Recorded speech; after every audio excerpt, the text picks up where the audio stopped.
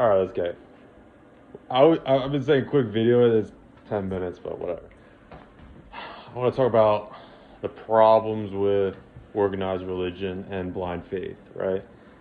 So, and this bleeds into other topics, including manifestation, right? Blindly believing in something with no proof.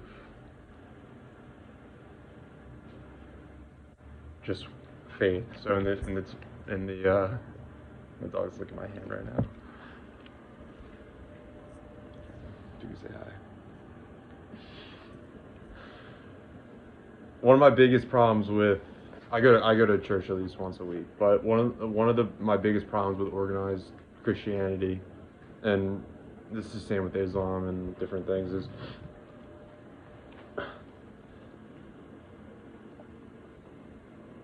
there's 10 steps to coming to a conclusion.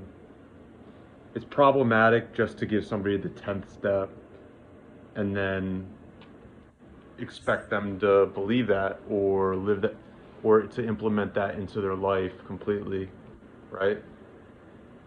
So I think this is where life comes into play. Life comes into play because you need to experience steps 1 through 9 to get through to step 10 without with actually believing it and with understanding and all of that. Because I've had this conversation twice in the past day about pork, eating pork. I'm vegetarian personally, but in Islam and I mean in the Bible it says don't eat pork, but in Islam and in Christianity you're not supposed to eat pig product, pork, right? And sometimes they'll give there's stories because why, like a golden pig or something, I don't know, but just saying to somebody you shouldn't eat pork because it's haram or it's against the faith, right? It doesn't really explain to them why. Just said because God said so, right? But what if you can kind of follow the steps to get to that process, right? So like what do you know about pigs? What do we know about pigs? Well, pigs eat everything, right? If you put it in front of them, they're going to eat it. So whether that be paper, like trash, plastics, which is the big problem now with the microplastics and whatnot. Basically, you can feed a pig pretty much whatever, and it'll eat it, right? And somebody might say, "What? Well, what's the problem with that?" Right? It's like, well, imagine how you feel eating certain foods, right? So if you're eating a healthy diet, right? Like I said, I'm vegetarian for a reason. I'm truly believe in what you put in your body is important, everything. But so back to the pig. It's eating trash, hypothetically. It has the potential to eat whatever, to eat trash, to live. How do you think that's going to affect the development of the pig and the quality of its meat? Not basically the point is animals like chicken, cow have higher quality meat than pigs for a reason because it's the diet. So it's more of like a cautionary tale, right? Like you shouldn't eat pig because you don't know who fed it, where it came from, blah blah blah. But if you're just telling somebody you shouldn't eat pig for a religious reason, that doesn't really, at least if they think for themselves in the slightest sense, that doesn't make sense why somebody should just not eat pork. It doesn't make any sense. Just blind, and then you expect people to blindly follow that rule. And there's obviously reasons why people should just blindly follow some rules, or why people would want other people to blindly follow the rules. I'm sure you could think about that.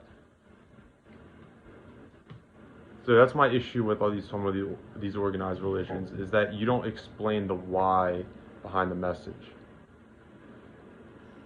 And a lot of the times I've talked to priests, but a lot of the times the priests don't even understand the why and the symbolisms behind certain messages and teachings and rituals or guidelines, all this stuff. It's easier to keep people ignorant and to follow their will, to follow your will, right?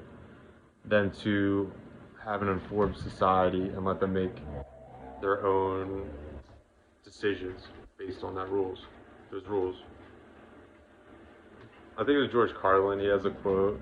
It was a part of his stand-up. He's like, imagine how dumb the average American is, and then now think that there's a whole, there's 50% of people dumber than that. And that's supposedly one of the most educated societies in the world. And you can say whatever about their schools and whatever, but basically it's one of the most educated societies in the world. It's a fact. And people still make awful decisions every single day about everything. So in a control perspective, don't let people make destructive decisions.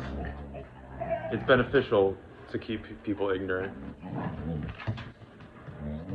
My dogs are wrestling right now. They're not ignorant, they're smart, they listen, they understand.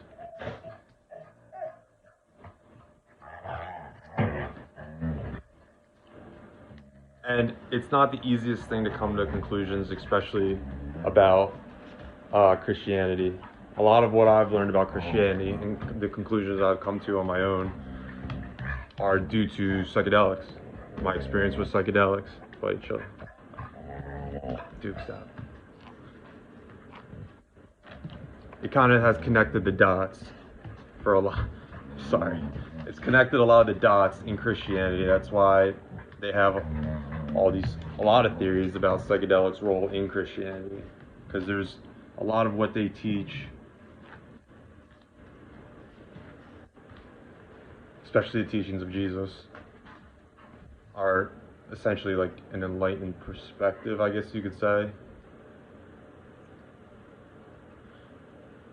But hearing those teachings, with no basis or no understanding behind it, wasn't enough for me to blindly follow.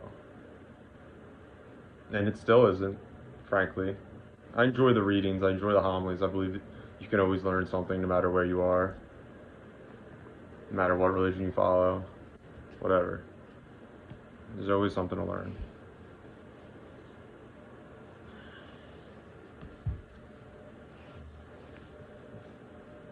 I'm gonna leave it at that. Maybe not, because I guess what I'm saying too is sometimes it is a good idea for blind faith, because it might be in your best interest.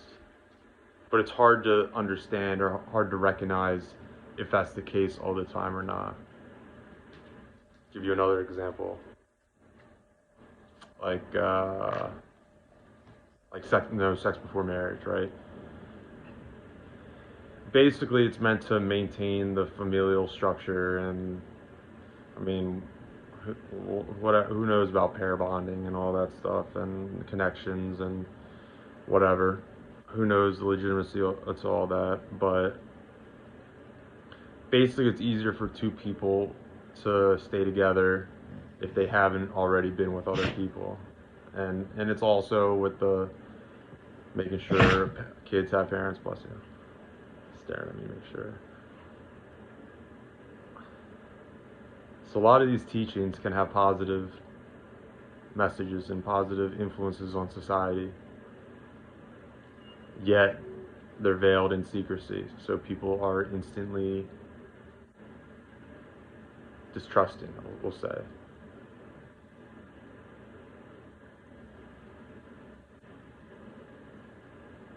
I want to think of a negative, but I like one that like a bad example of that, but I don't know. maybe just like the government's has your best interest in mind or whatever. I don't know. I'm sure there's gonna be others, but yeah, a lot of what I see with blind faith has reason to it, especially in a religious context. So don't immediately be turned off when somebody asks you to trust them or whatever, like that sort of idea.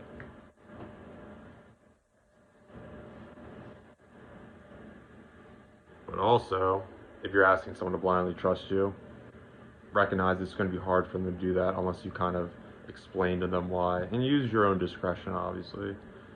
But communication, awareness, all that stuff is important if you're trying to get a message out. Because I can tell you